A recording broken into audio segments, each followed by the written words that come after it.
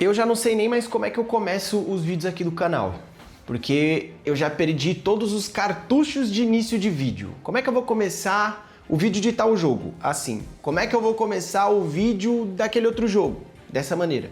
Só que o Santos é uma repetição de tanta merda que a gente acaba até perdendo a criatividade para fazer alguma coisa. Enfim, vamos tentar falar do Santos aqui no vídeo de hoje, mas antes de mais nada, claro, aqueles pedidos de sempre. Pedir para vocês se inscreverem no canal, deixarem seu like, ativarem o sininho, comentarem no vídeo, compartilharem o vídeo onde vocês quiserem, grupo de WhatsApp, grupo do Instagram, grupo do Facebook, no Orkut, comunidade, enfim. Dá aquele hype e ajuda o Camisa 3 a continuar crescendo. Fechou, rapaziada? Tamo junto. Geralmente eu começo os vídeos aqui do canal falando sobre o jogo em si, falando sobre tática, falando sobre escalação, quem jogou, quem deixou de jogar. Mas eu quero começar esse vídeo aqui de uma maneira diferente. O Santos, ele ficou conhecido mundo afora por conta da força da sua base. A base do Santos é uma base muito vitoriosa, uma base que revela muitos jogadores de muito destaque: Rodrigo, Neymar, Robinho, Ganso, Elano, Diego, Giovani, enfim. A base do Santos é muito rica. E ontem o Santos entrou em campo com o João Ananias, um zagueiro jovem, um zagueiro muito promissor, que com certeza será aí um futuro do Santos. É um menino que joga muita bola desde a base, enfim, é um garoto super promissor que tá no elenco principal do Santos, e ontem ele foi titular contra o Bahia, e não apenas foi titular, foi um dos melhores jogadores do Santos na partida. Isto demonstra a força da base do Santos, porque o Luan Pérez ele vinha fazendo partidas muito ruins, partidas muito abaixo, cometendo erros bobos, erros que não são característicos do Luan Pérez. E para essa partida contra o Bahia, o Cuca resolveu mudar. Sacou o Luan Pérez, colocou o João Ananias e ele fez uma baita partida. A gente pode tocar no ponto aqui se o João Ananias está pronto ou não, se o João Ananias está maduro ou não, se o João Ananias está... se ele tem experiência suficiente para ser titular do Santos ou não. Fato é que o João Ananias, ele pode até não estar pronto, mas ele se demonstrou pronto o suficiente para substituir Luan Pérez na titularidade do Santos. E ontem, no jogo contra o Bahia, o Santos ele encontrou muitos espaços. O Bahia ofereceu muitos espaços para o time do Santos conseguiu criar bem. E o Santos teve dois vilões nesse jogo. A gente pode até colocar mais de um aqui, mas na minha visão foram dois vilões nesse jogo: o Rony e o Lautaro Dias. E a pergunta que eu quero deixar aqui é o seguinte: será que não tem um atacante, dois atacantes na base do Santos bons o suficiente para substituir a tiriça do Rony e a desgraça do Lautaro? Será que não tem dois atacantes bons o suficiente, ou melhor, não tão ruins o suficiente, não tão doentes o suficiente, que saibam chutar uma bola pro gol, que saibam dar um passe? Será que na base do Santos não tem um garoto com um senso de futebol mais apurado do que esses dois imbecis, do que esses dois infelizes? O Rony ontem, no jogo de ontem, ele teve uma chance clara. Saiu de frente pro gol do Bahia, ele tinha o Tassiano passando do lado, ele poderia ter chutado no outro canto do gol, ele poderia ter feito qualquer coisa. Ele perdeu o gol e chutou pra fora. O seu Lautaro, quando o jogo tava 2-0, recebeu um grande passe do Gabriel Bontempo, chutou em cima do goleiro, de frente pro gol. No final do jogo, depois que o jogo tava 2-2, o Lautaro ele teve novamente uma grande chance. 2 contra 1. Era o Lautaro e o Moisés contra o zagueiro do Bahia. Era só o Lautaro rolar pro lado e o Moisés faria o gol. O Lautaro tentou driblar o zagueiro do Bahia e ele trupicou na bola. Ele tropeçou na bola. O infeliz do Lautaro conseguiu tropeçar na bola. E aí eu fico me perguntando, gente, será que não tem um garoto na base, 2 garotos, 3 garotos, sei lá, qualquer um, que possa substituir essas tiriças desgraçadas? Parabéns, Marcelo Teixeira. Parabéns, Alexandre Matos. Tá aí, Alexandre Matos. Esse é o seu guerreirinho, né? Você que disse que o Lautaro é um guerreirinho. Eu não quero saber se ele é guerreiro, eu não quero saber se ele é padeiro, se ele é coveiro. O diabo que ele vá pro raio que o parta. Ele pode ser o diabo a 4, eu não quero saber o que ele é, mas ele não é jogador de futebol. Ele não pode vestir a camisa do Santos. O Rony igual. Aliás, pra você que não segue a página do Camisa 3 no Instagram, fica aqui a dica, @Camisa 3 oficial lá no Instagram. Quando o Santos ensaiou, fazia a cagada de contratar o Rony, eu fiz um vídeo lá na página e falei o seguinte, não tem o porquê essa desgraça dessa contratação dar certo. E tá se provando, tá se mostrando. O Rony, ele não acerta um passe, ele não consegue cruzar, não consegue chutar, não consegue correr, não consegue fazer uma movimentação decente, porque o Rony é ruim de bola. O Rony é um bagre, o Rony é horrível.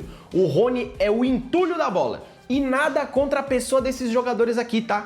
Nada contra a pessoa do Lautaro, nada contra a pessoa do Rony, devem ser pessoas muito boas aí, enfim. Mas com o Rony jogador e com o Lautaro jogador, eu tenho tudo contra essas tiriças. E eu quero essas tiriças longe do Santos. O Lautaro que renovou o contrato com o Santos agora, né? Mais uma vez, parabéns Marcelo Teixeira, parabéns aí Alexandre Matos, vagabundos que não entendem nada de bola.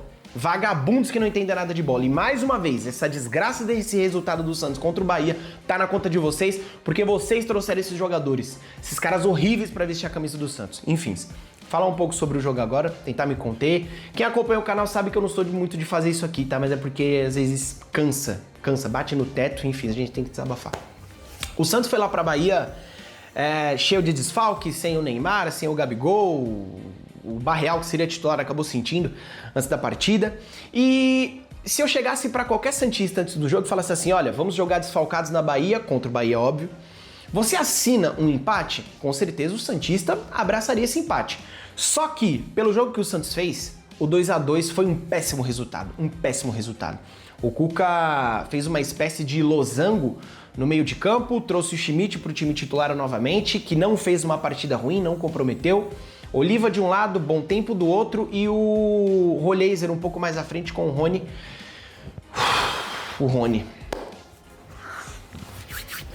O Rony e o Tassiano no comando de ataque. E essa partida, ela serviria para algumas coisas. Uma delas, para quem sabe, dar confiança novamente pro Roleiser.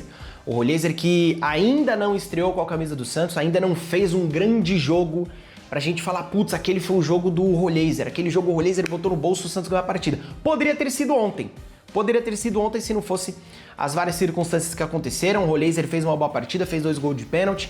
O Bom Tempo jogando um pouco mais centralizado, e eu tinha dito isso aqui no vídeo anterior do canal, que eu prefiro o Bom Tempo jogando mais centralizado do que fazendo uma função de ponta, porque o Bom Tempo ele tem características de jogador de meio de campo, associação, toques curtos, então jogando pelo meio, o jogo do Bom Tempo flui de uma maneira muito melhor. Oliva também não comprometeu, o Mike na direita, assim, é uma coisa também que é difícil, é complicado, né? Eu acho que alguns jogadores eles deveriam se tocar e entender que o tempo deles dentro do futebol acabou.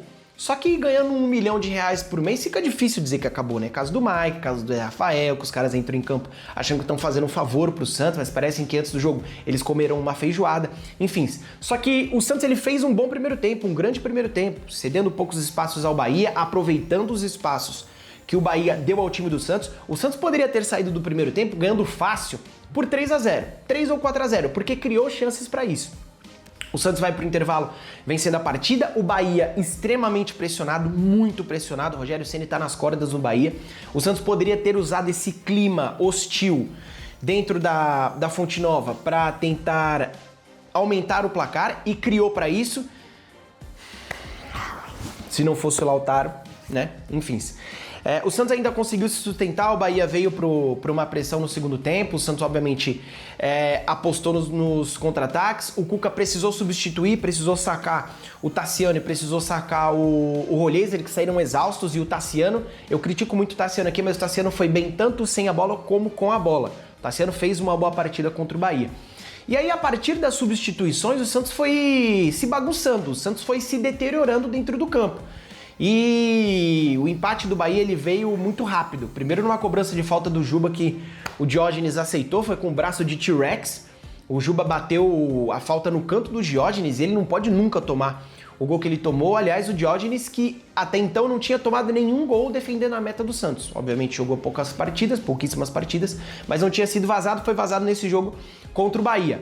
E aí, menos de 10 minutos depois, o Luciano Juba, novamente, faz a jogada pelo lado direito, vem carregando, vem trazendo, ninguém dá o bote, o Miguelito que tinha entrado no jogo e o Moisés.